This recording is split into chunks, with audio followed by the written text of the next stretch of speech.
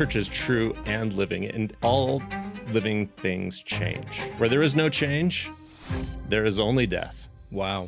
Jonathan Stapley is an award-winning historian and scientist. He is the author of the brand new book about Latter-day Saint temple worship, Holiness to the Lord. We call the temple ordinances exalting ordinances. Okay. And we emphasize you gotta have them or exaltation doesn't happen.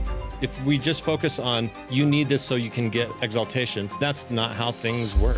The penalties. Where did those come from? Why were they removed? So this gets a little tricky. I think critics might hear some of this conversation and come away with these ordinances are just meant to control people and keep those tithing dollars coming. What's your kind of perspective on that kind of a claim? Okay, we're jumping right into the thick of it. Fantastic. Joseph Smith taught, and I quote, "Ordinances instituted in the heavens before the foundation of the world in the priesthood for the salvation of men are not to be altered or changed." How do we reconcile that quote with the fact that over the years, ordinances have changed? Yeah. I mean, this is a really, really tricky topic for a lot of folks. But what's important to realize is that Joseph Smith, though he used words that we used, had different understanding of their meanings. But if you look historically, just about every ceremony that we perform or engage in as Latter-day Saints has had a development, and that sometimes that development results in practice that is wildly variant across history. So, I mean, you can go through the whole slate of experiences that a young Mormon might experience. You could be baptized, and the prayer that we've used has changed over time. We have white short-sleeve jumpsuits. The Lord's Supper every week on Sunday. Joseph Smith probably never heard the prayer that's in the Doctrine and Covenants that we hear every week. He probably never heard that in his entire life. They used extemporaneous prayer to consecrate the emblems every week. And so it was never the same. Even though it says in Doctrine and Covenants, here's what the prayer is. That's right. Well, I mean, similarly, the Book of Mormon has ordination text, and nobody's ordination follows that. Or also like the words that you use when you're baptizing someone, right? Yeah. Is a little different in the Book of Mormon versus how we do it now. That's right. And during Brigham Young's lifetime, it varied quite significantly. So there is variance in these ceremonies. But what's more important is the term ordinance. Okay. So if we just take a step back and think about Christian history a little bit, baptism isn't uniquely Latter-day Saint. Christians have been doing it for the full history of their existence, nearly 2,000 years. But if you talk to a Catholic, they'll talk about the sacrament of baptism. And that's a theological term that has a specific meaning that some Protestants rejected. So sacraments convey grace. So if you're kind of an uptight Baptist that believes in salvation by faith or grace alone, there's nothing you can do to influence that. The idea that a baptism might do some salvific work is uncomfortable. Yeah. So you would use a different term for that. You would use the term ordinance, and a lot of Protestants use this term, and we still hear it. So the term like a municipal ordinance. So that's a city law. Yeah. So for these Protestants, an ordinance was a law that you were supposed to do, right? So John Wesley, the father of Methodism, he's like, the ordinances of the church are fasting and Bible reading, so like these are the laws that you're supposed to follow. And baptism is clearly a law of God, right? Yeah. So it's an ordinance. And Latter-day Saints also follow, we quickly developed a sacramental theology. We believe that baptism does a thing. Whereas Baptists might say, I'm just doing it because I'm commanded to do it, and it's a sign or something. We think it has some cosmic work that it does. So we have sort of a sacramentalism, but we say that it is an ordinance because we adopted that terminology from our early context. Another great example is the Articles of Faith. Today, they're different than they were when Joseph Smith wrote them. Joseph Smith, when he wrote them, said that the first ordinances of the gospel, we would say the first principles and ordinances of the gospel today, the first ordinances of the gospel are faith, repentance, baptism. So faith is an ordinance for Joseph Smith because it's the law, right? That's how you progress. So what I'm understanding is that the term ordinances, not just in the Latter-day Saint faith, but in broader, some other denominations of Christianity, it didn't just apply to kind of the liturgical ceremonies that we did. It was broader than that. That's correct. And it applied to faith and, repentance and the 10 Commandments. Those were ordinances. That's right. In kind of that, municipal law sense. So when Joseph Smith is saying the ordinances can't change, he's referring to more than the liturgical ceremonies that we're doing. That's right. It wasn't this like sort of cosmic fundamentalism that there's this ideal baptism in the mind of God that if you deviate from, then it doesn't count. Yeah. Like he wasn't like, okay, the perfect baptism requires a white jumpsuit and refreshments. And if one hair floats on the top of the surface of the water, you got to redo it, or else it doesn't count. It doesn't count, and the person's salvation is negated. Yeah. Right? That's not what he's saying. Mm-hmm. He's saying that the principles of salvation, the plan of salvation, the things that you need to do to be redeemed was established in the beginning, and those don't change. I love that. It kind of reminds me of how we say, like, God never changes. Like, he's going to be the same forever.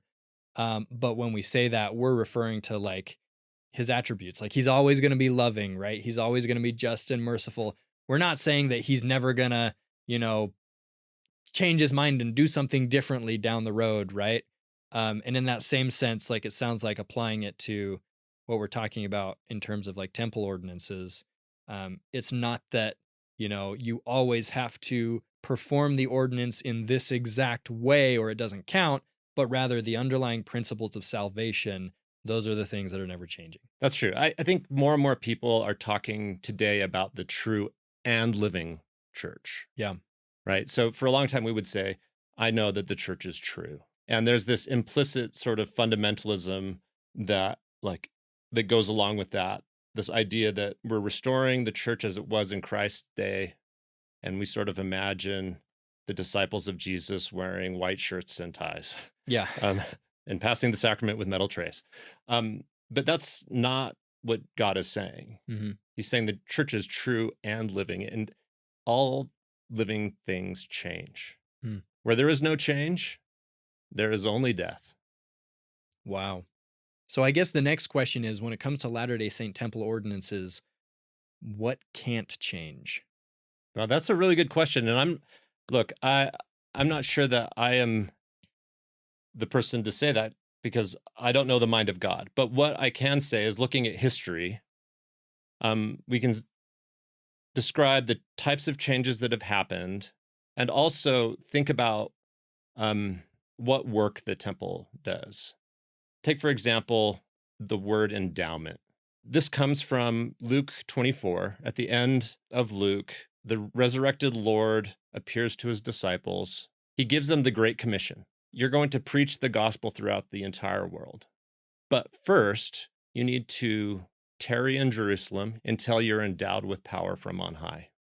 So that's how the idea of endowment comes into our lexicon, the way we think and talk about things. And then the book of Acts opens up with the day of Pentecost, and then they go out and preach the gospel. Well, during Joseph Smith's life, and this is something he does with the temple repeatedly, is he finds these scriptural archetypes, these themes, these ideas, and he brings them, the scholarly term is ritualized, or ritualizes them, he creates ceremonies to help us realize them in the present. So the early disciples, they needed an endowment of power from on high before they could go preach the gospel throughout the world. And in the early church, before the church is a year old, before there are any bishops, before there are any 70s, any apostles, before there are any priesthood quorums, before there's presidents or counselors, there are 4 offices in the church: deacon, teacher, priest, and elder. There's no other structure. God says, you need to move to Kirtland so that you can be endowed with power from on high. Okay, so they moved to Kirtland. And during Joseph Smith's life, there are 3 different ceremonies that are vastly different that do that work. We're going to endow you with power from on high so that you can go preach the gospel with power. The first is in 1831. It's the revelation of the high priesthood. We ordain elders to the high priesthood. They have these spiritual outpourings. They say it's an endowment. They say they're endowed with power, and they go preach the gospel. The second one's in Kirtland, associated with the Kirtland House of the Lord. They have a solemn assembly. All the priesthood, including the Aaronic priesthood officers, go, who are all men at that time. There's no young men or children that are ordained to priesthood offices. They go to a solemn assembly. They have they wash their feet. They have the Lord's Supper as a feast. They eat and drink until they're full. They testify all night. And at the end, they have an outpouring of spiritual power. And they say, this is the endowment of power. And then in Nauvoo, Joseph Smith reveals a new cosmology, like this religious worldview. And he introduces ceremonies. And part of it, again, is that we need to be endowed with power. And it's different. So what's important is that you're endowed with power. Now, precisely how you do it, I think, is demonstrably less important. So what that brings to mind for me is Brigham Young's quote when he talks about temple ceremonies, and he says that you're doing this so that you can obtain all the, the signs and tokens of the priesthood that will enable you to get past the guards that stand as sentinels. Yep. And for Latter-day Saints, or at least for me, in the past for me, I've thought like, okay, I have to get this right, or I'm going to be denied entry, like at the gates of heaven, right? But it sounds like from what you're saying is, maybe it's not so vital how we do things, but rather that we get this fundamental endowment of power into our lives. So I guess, what are your thoughts on like that quote from Brigham Young? Yeah, it's super interesting. So, again, I'm going to step back and say, well, what is the purpose of these ceremonies? What work does it accomplish? Joseph Smith, when he framed the temple ceremonies in Nauvoo, which is the kind of foundation for what we experience today, he looked to the book of Revelation in the New Testament. John has this vision of the throne of God, and surrounding the throne of God are a concourse of people dressed in the robes of the ancient Hebrew temple, and they are singing a hymn to the Lamb. They are made kings and priests through the blood of the Lamb. Out of every nation, kindred, tongue, and people, right? There are these kings and priests surrounding the throne of God. And Joseph Smith repeatedly is like, this is what we're going to do. When you look at the endowment ceremony, we wear temple robes that are patterned after the clothing worn by the ancient Hebrew priests. And he introduces the idea, it's not just dudes, it's not just kings and priests, it's queens and priestesses that are standing in this concourse. So this is the work. This is what we're going to build. And then the ceilings are just a way of creating those relationships, this eternal network that is kings and queens, priests and priestesses. So that's how Joseph Smith would have described it. When we fast forward to Brigham Young, he's going out and they're doing the cornerstone ceremony, right? For the Salt Lake Temple. They've gone out, they've created on what now is Temple Square. They've created a space where they can lay the cornerstones. And he says, this is the work we're going to do. and he offers that quote as part of what work the temple does. I find it less compelling, just because I'm thinking about Joseph Smith's like narration of what the temple does, and I hope if I forget the right words or something along the way, they'll let me by. Yeah, this is fascinating to me, and it's blowing my mind a little bit, because in the church, I think sometimes we're under the impression that God needs it to be this way, or he's going to reject it. Yeah. And I think maybe a more helpful way of looking at it is, no, we do it this way, and we take it seriously because we want to show God that this is sacred to us. Yeah, and I think taking it seriously is important, Yeah, absolutely. and doing our best to follow the like prescribed pattern or authorized pattern is the right thing to do. Yeah. Fundamentally. But there are areas where we get a little bit uptight, like maybe a baptism that's, like you said before, a single strand of hair, or a kid that just keeps messing up on the same word in the sacrament prayer. Those are areas where maybe the stakes are a little bit lower, so we feel more empowered to be a little bit more uptight. Yeah. We talk about this endowment of power, right? Sometimes I think it can be confusing for members to understand what that is, what that looks like, what that power, like in a practical sense, looks like from day to day. But I'm wondering if it would be accurate to say that this power that we get from the endowment comes from, us making those covenants, making those promises, and allowing them and our pursuit to honor them to change us into something better. Would that be an okay interpretation of what that power looks like? Yeah, I think that's a extremely useful way of approaching it. I'm going to resist decontextualizing the temple every time. So let's go back to what Jesus said. Why are you endowed with power? Power to do what? He said, you guys need to preach the gospel throughout the entire world and build up the kingdom of God. Therefore, wait in Jerusalem until you're endowed with power from on high. And the Doctrine and Covenants follow that pattern exactly. It says, tarry in Kirtland. It's not tarry in Jerusalem, tarry in Kirtland until you're endowed with power from on high. Okay, so what I'm understanding, and this might be a light bulb moment for me, unless it's wrong, then just like turn it off. But I have thought about the temple a lot in terms of, this is giving me power for what comes after, like for what comes in the afterlife, and in the eternities.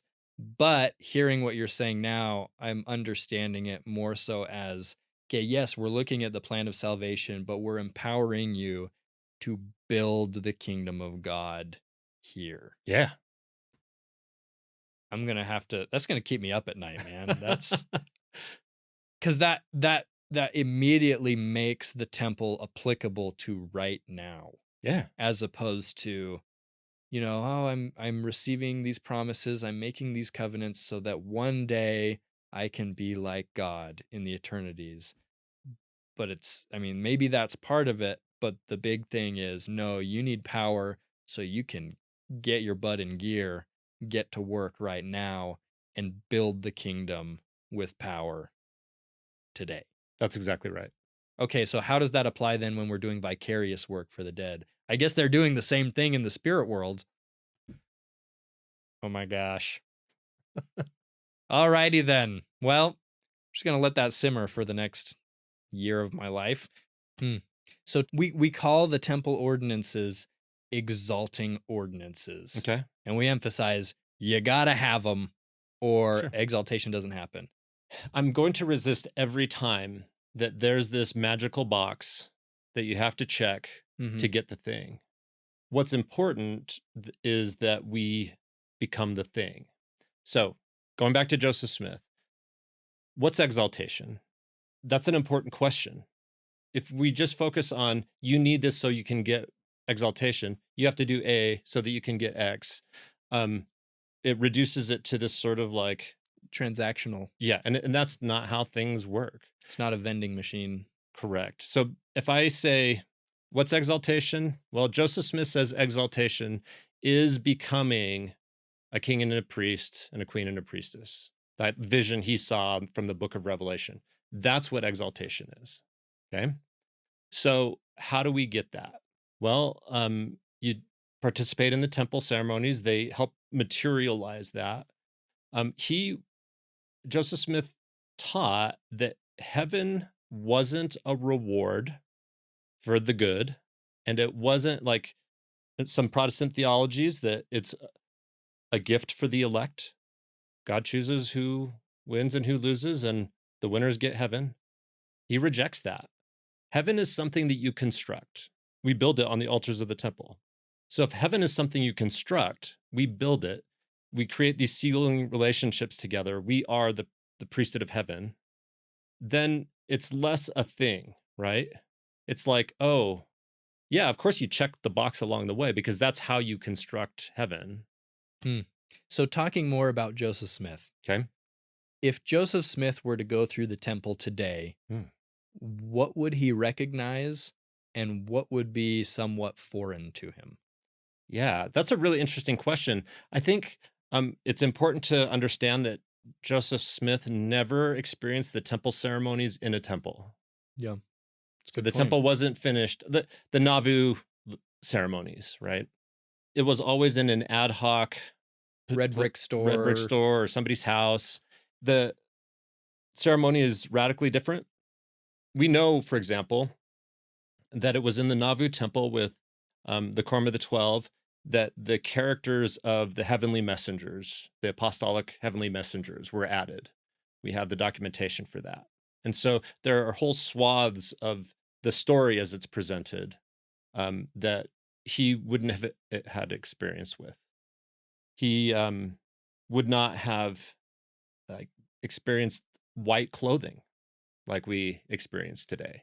That was a Wilford Woodruff thing, right? Yeah. So we have kind of the moment in the St. George Temple when they start ordering white fabric and creating white clothing for the temple workers. I think we often point to that as the moment that all clothing was white in the temples. I think it probably took a lot longer for it to become a normative thing. But yeah. Guy had style. Yeah, that's right. So, and I don't think that Joseph Smith would necessarily be surprised that there are differences. No, because he experienced them himself. Yeah, and before he died, he told Brigham Young, I'm going to botch the quote, but he said, we've done the best that we can with what we have, but it's not arranged right. Go and, systematize all these ceremonies and fix them, make them better, right? Make them better. Yeah, I mean, that's Brigham Young's memory that he's recounting as he's revising the ceremonies. Mm-hmm. So there's this big revision that happens with the Nauvoo Temple. So Joseph Smith administered the ceremonies to dozens of people on an ad hoc basis. And then the Quorum of the 12 take thousands through the temple. And you have to start systematizing things in important ways. Then they offer the ceremonies in places that they can throughout the Utah era. But in the temple, they go through and they basically reform the ceremonies again and write them down for the first time. And Wilford Woodruff in 1894 gets up in general conference. He points to the temple presidents in the audience and tells them, we've been doing it wrong. Wow. And we're going to do it better. We're going to keep perfecting the temple ceremonies. And that's something we're still doing today. Yeah. That's fascinating. Well, it just kind of blows this notion out of the water that they have to be a certain way and that they can't change. But I think critics might hear some of this conversation and come away with this idea that, well, hang on, this just sounds like Joseph Smith and church leaders are just making up this system of ordinances, kind of like Korihor in the Book of Mormon, where he's like, these ordinances are just meant to control people and keep people down and keep their heads in the sand and keep them in line, keep them in the church, keep those tithing dollars coming. What's your kind of perspective on that kind of a claim? the quote that you opened up with with Joseph Smith saying, the ordinances established in heaven can't change. Church leaders use that quote, but antagonists of the church use it all the time because it's like a great little existential gotcha, because it's really easy to show how things change. Yeah. My religious sensibility is to focus again, and I'm kind of a broken record on this, but what work does the temple do? If it is endowing with power, if it's creating a kingdom of priests and priestesses, creating the network of heaven, constructing heaven, then that's what's important. I'm less interested in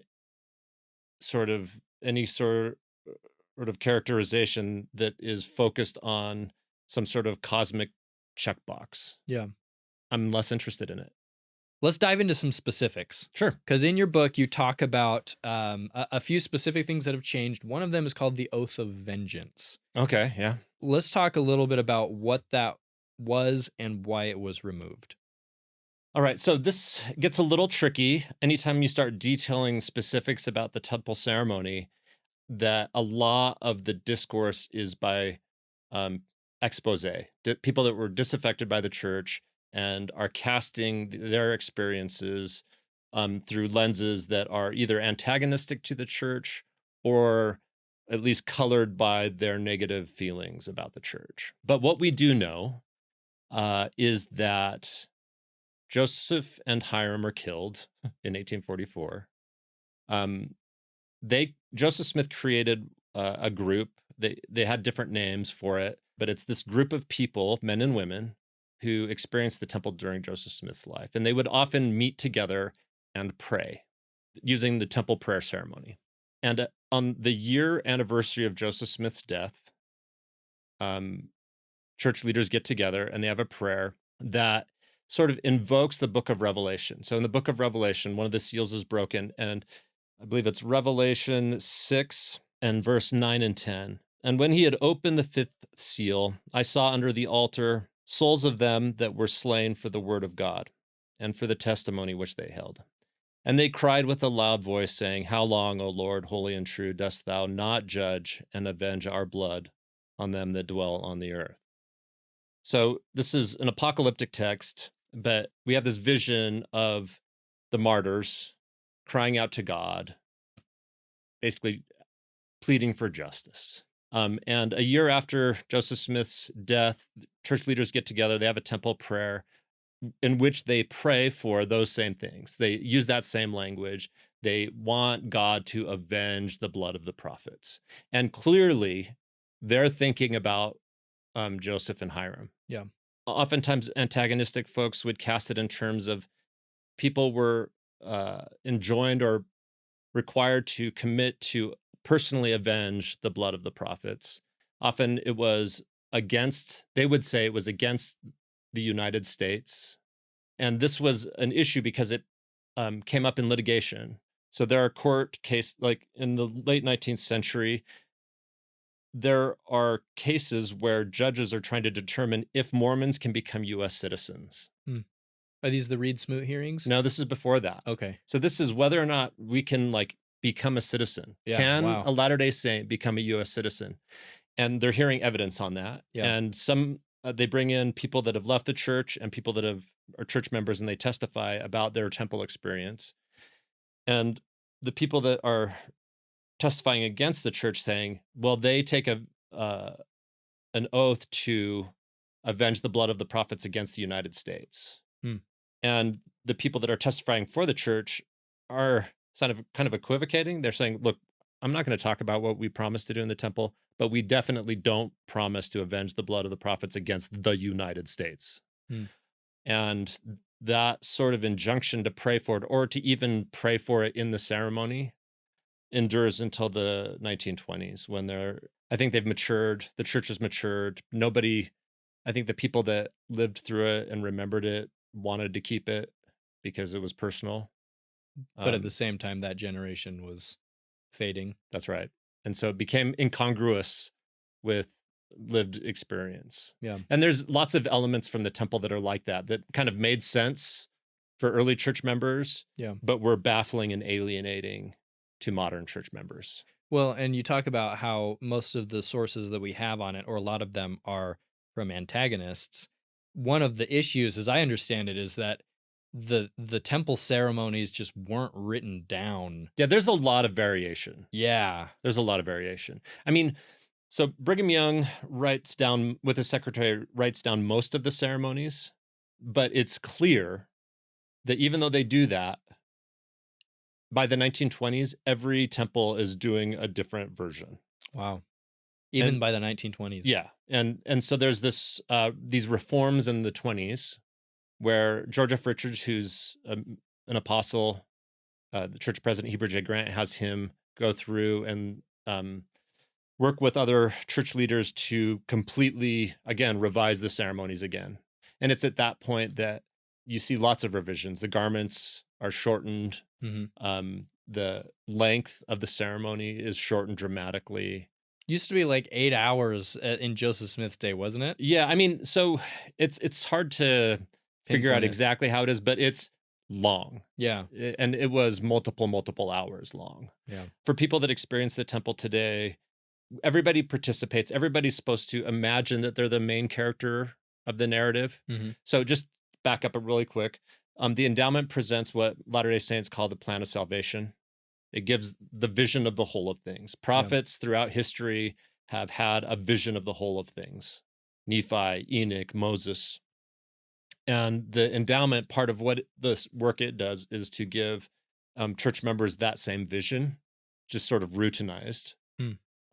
And part of that is that they are supposed to imagine themselves as the main character. And back in the 19th century, there was more interactive elements where everybody did everything in the drama. And now Latter-day Saints watch kind of a representations of the main characters do those things, and then kind of by proxy, if you will.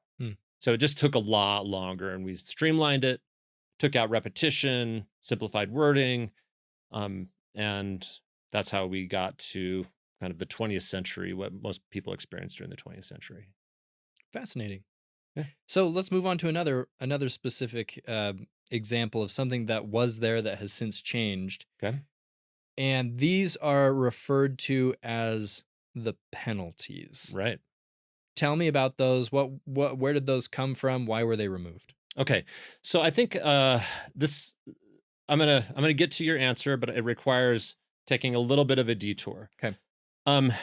In Nauvoo, I think it's very, very clear that Joseph Smith used Freemasonry and the ceremonies of Freemasonry to communicate the endowment. Sure. So let me explain what that meant. So when you joined Freemasonry, and you can join today, part of the initiation is to experience a dramatic ceremony. And the Freemasonic ceremony narrates the story of Hiram Abiff, who was the chief Mason of the Temple of Solomon. And it's sort of a tragic tale of fidelity. He's murdered by people that want to get his knowledge for gain. As part of this way of teaching, it's an oral way of instructing that's useful for semi-literate audiences. There are elements of the drama that are used to teach principles. Yeah. And also punctuating the Masonic drama are promises to keep everything that you are experiencing secret. And when you promise to do that, you also accept a violent penalty in the case that you break that secrecy. Joseph Smith experiences the Freemasonic initiation, this dramatic ceremony, and he translates it for use in the temple. So the content of it is dumped out, but he uses this way of communicating to teach the plan of salvation and the redemption of Christ. Yeah. He Christianizes it. He adds Christian symbology into it. But one of the things he keeps are these promises of secrecy and the associated penalties. Violent penalties invoking death and dismemberment or whatever, super alienating and Sure. scary, Yeah. right? At least to our modern. I mean, it sounds like it was more common anciently, but Perhaps, but like obviously a little throughout weird the now. 19th century, there were Latter-day Saints who felt alienated by it as well. Sure. And so in the late 20th century, those elements were completely removed. And so the penalties being removed, they performed a certain work, reinforcing this idea that there is a sort of privacy or secrecy to certain elements. But was that necessary? Was the work valid?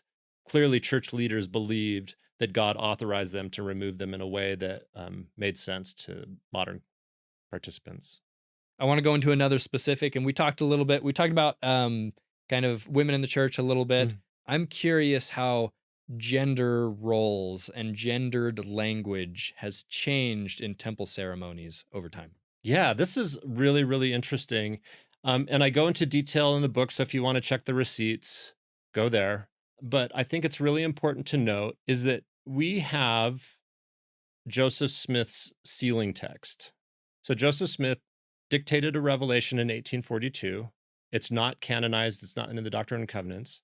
But Joseph Smith revealed a sealing text. And you can revealed it. Yeah, like it's a revelation. Okay. And you can go read it on the Joseph Smith papers. And then in 1852, Orson Pratt, who's an apostle, goes out east and starts publishing a newspaper. And he's like, well, might as well just publish the sealing ceremony from the Nauvoo Temple. Why not? So he publishes it. As a side note, probably don't recommend that today. Yeah. And Brigham Young at the time writes him and is like, excuse me? Orson writes back, he's like, I had no sense that this was secret. Nobody told me not to. Yeah. They go back and forth, and Brigham Young is not stoked, but they reckon, like, it works out. Yeah. But what it means is we have these two, and they're both available on church published websites, and so we can compare them. And so here's a quick caveat. There's no such thing as egalitarian marriage in the 19th century. Full stop.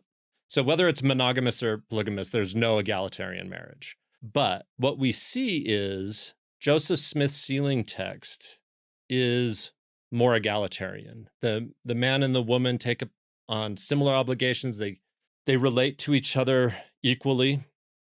And Brigham Young's, or the Nauvoo Temple sealing text, which is, I argue, largely Brigham Young's, it subordinates women. And I think I make the argument that I think is compelling, that Joseph Smith taught that men and women become kings and queens, priests and priestesses to God. Brigham Young frames it as men become kings and priests to God, and women become kings and priests or queens and priestesses to their husband. So again, subordinates women. The liturgy, the way the covenants are structured, again, subordinates women to their husbands in the ceremonies, and that endures for well over 100 years. That has been difficult for many, many men and women in the church. So I've taught youth in various callings throughout my life, and a number of years ago, a young woman who I had taught in one of my classes, I bumped into her in state conference, and she had gone through the temple that just before, on just ready to go on her mission, and she saw me and she said, "Hey, I don't think I can go on my mission. I just went through the temple. Can you help me?" And I said, "Yeah, grab your mom or dad, come over. My wife and I will be happy to talk to you." And she explained how this gender asymmetry really was hurtful in ways that made her believe that she couldn't serve anymore. And I'm not a prophet, but I could with confidence tell her, like, here's some context to why I think that these asymmetries are there. My money is on, in your lifetime, those asymmetries being removed from the temple. If I could have put money on it, I would have done well. on that bet. Because it has since changed. Yeah, remarkably. There are still some asymmetries that remain. It's not entirely egalitarian, but I believe that over time, because men and women are equal, that they will become more, that our liturgies will more and more reflect that over time. You mentioned that in Brigham Young's day, there was no egalitarian marriage. Yeah. Did they not have a problem with that kind of subordination of women at that time? Or maybe it was just less common that people had a problem with it? Yeah. Different people write about their experiences in the temple in different ways. Eliza R. Snow is a really, really interesting case because she uses the temple to empower her ministry and her cosmology. So she takes elements from Brigham Young's teachings to exalt womanhood in ways that are really interesting. And plural marriage, even though that is problematic in a lot of ways, um, the women that experienced plural marriage and the temple found ways of using it that increased their opportunities in many cases, increased their access to professional development, increased their access to kind of an exalted cosmology of womanhood. So, I mean, I'm not saying that we should go back to that in any way. Yeah. But I think it's important to recognize how these women used the constraints in which they operated to find constructive outlets for the empowerment of women. I think that the changes have been excellent, but I think that there are a lot of people who see the changes and they say, okay, this covenant, this promise is different now than the one that I made for myself. For sure. Now, what do I do with that one that I made? Yeah. Because there's also that sense that this one is more correct and I'm more comfortable with it, but I made this other one over here. Right. It's a really interesting and fruitful place for religion generally. Like, what do we do with these sort of friction points of change and how we deal with that? There's this vignette that I use in my book of a woman in California who learns about the changes in the 1920s, and she writes a pamphlet that says Heber J. Grant put a knife in the back of Mormonism with his changes, right? This is a true story. Yeah. Yeah. Yeah.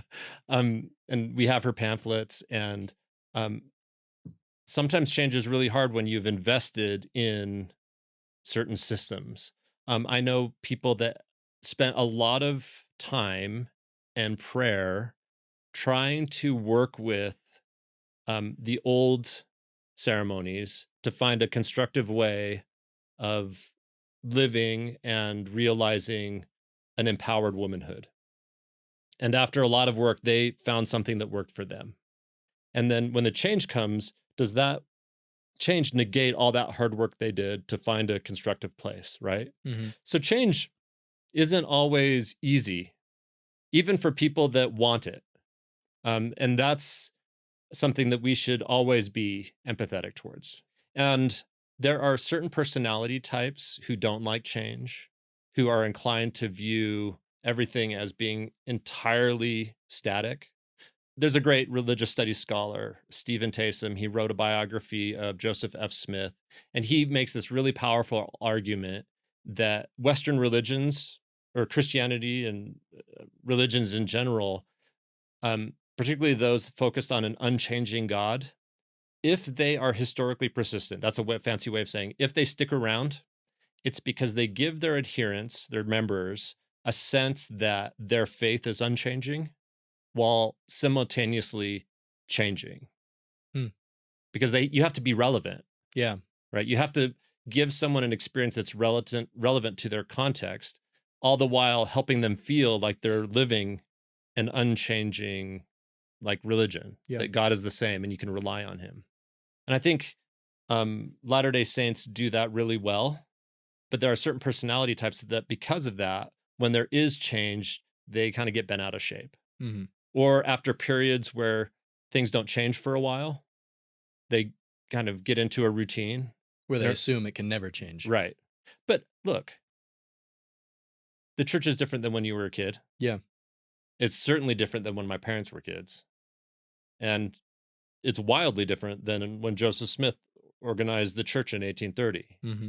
True and living, right? True and living, exactly. I love this conversation, and I find myself, I've talked about this on the channel and on other podcasts so much, but the three-stage process defined by Bruce and Marie Hafen of simplicity to simplicity beyond complexity. I'm going through that right now, just having this conversation with you. Like, I think what you're doing is introducing a lot of people to some complexity and obviously opening doors to simplicity beyond complexity. But you're challenging kind of the some of the idealistic views that maybe we've had about some of these things. To everyone watching, we've been talking specifically about changes to the temple over time. If you want a broader look at kind of this topic of change in the church over time, I would encourage you to go check out this interview we did with Ben Spackman. It's our most popular video to date. It's really good and will pair very well with this episode. Thank you for being here, and we'll catch you next time.